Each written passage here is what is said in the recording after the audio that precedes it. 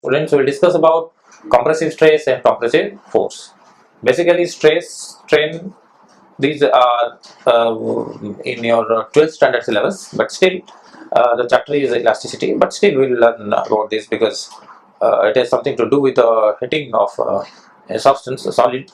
So therefore, we'll see what is the formula for compressive stress and compressive force.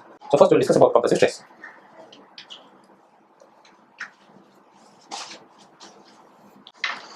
Compressive stress. So before we start, let me give you the basic idea about stress and strain. In higher standard, in 11th standard, we learned about stress. Stress is defined as the internal restoring force per unit area. At equilibrium, it is the external force per area. So at equilibrium, it is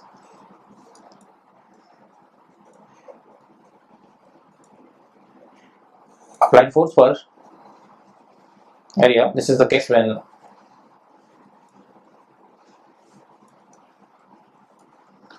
the body is under equilibrium. Basically, here we will understand that stress is force upon area, and strain is defined as the change in dimension upon original dimension.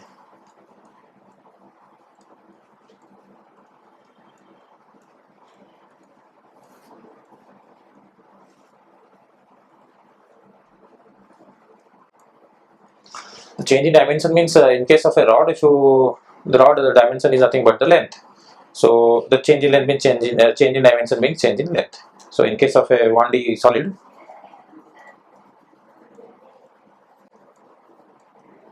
one dimension solid like a rod,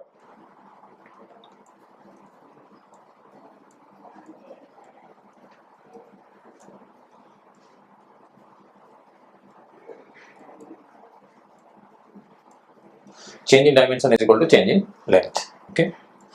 So original dimension means original length. So that means if I apply to a rod, if I of length L, original length L, apply or heat it, so length increases to some other value Ls, then the change in length is L dash minus L. This the change in length delta L, the original length here is here L. So basically, in case of a rod like structure, the strain I will mean by the strain, the epsilon, I write epsilon strain is change in length upon original length. Original length is the length before hitting, and change in length is the difference in length after hitting, the extra length that it produces. Now, the stress is the force responsible for this strain. So when you heat it, it produces thermal stress in the object, and because of that, the object expands. So I'll just say that it might be tensile in nature, or it might be compressive in nature, but we're talking about the compressive stress. So the rod must be compressed, so the force would be in what? The object must be pressed like this, and this external force must be in the direction to decrease the length of the rod, and the internal restoring force that is developed should be outward. So I'm just drawing the internal restoring force here. So in compressive, the internal forces that is developed inside the rod, because of its elastic nature, is outward. It tries to maintain its original dimension. So in this case, this is the strain, and the force that is applied here, at equilibrium, the internal force, the external forces balance out. So therefore, the whichever force I write doesn't matter much, whether it's internal restoring force or external applied force. That force acting in that area cross section of this area cross section, I'll call this as A.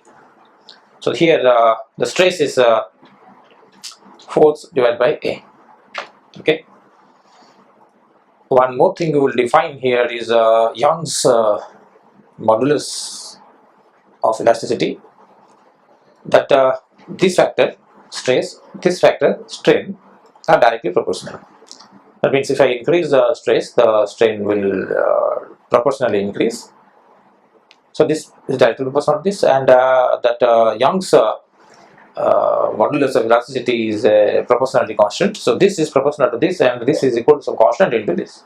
So that we'll discuss now. From that we'll derive the compressive stress, and this is the compressive stress, and the force here is the compressive force. So that we'll discuss now.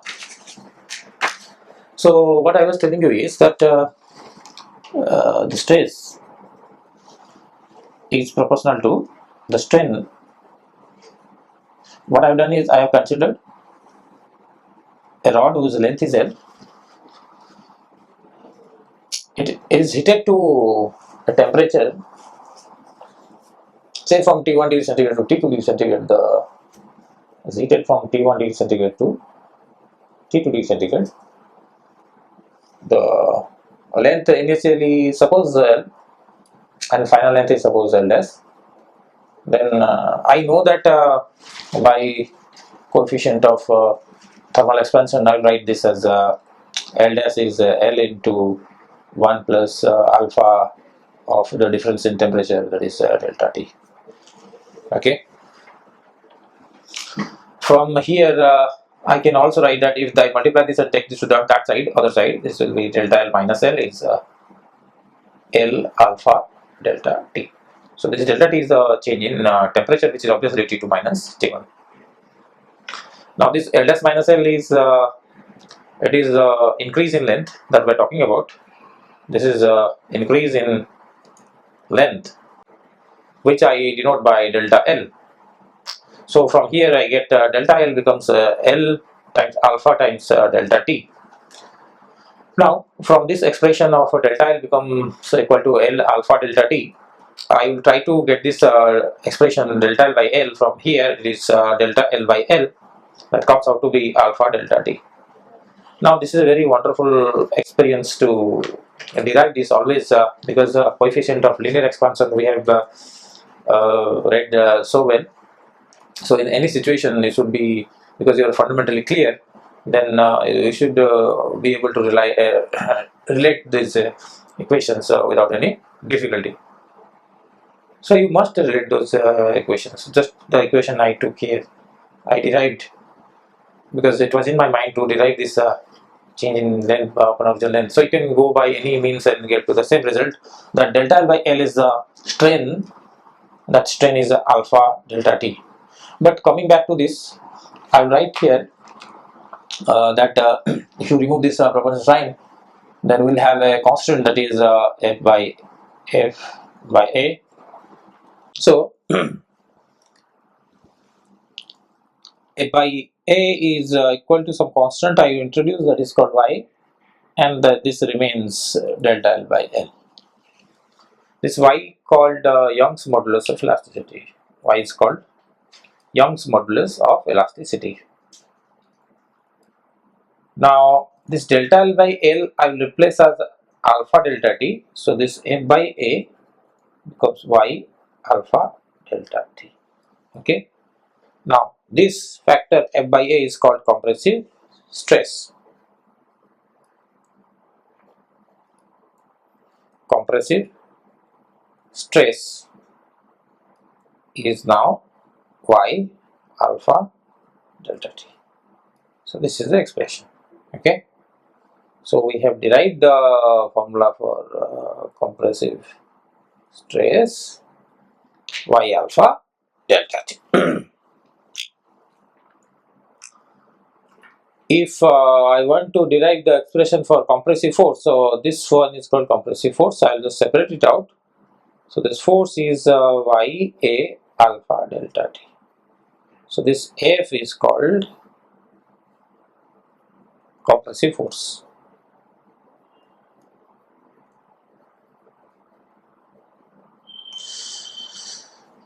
Okay.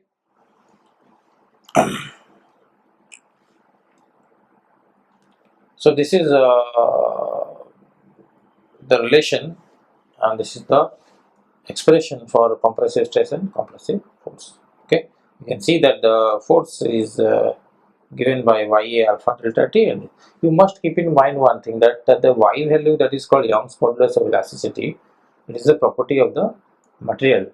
So it is independent of the value of FA or delta L you are changing or applying. It is independent of the force or area or the length of the rod. It basically depends on the material. Okay, thank you.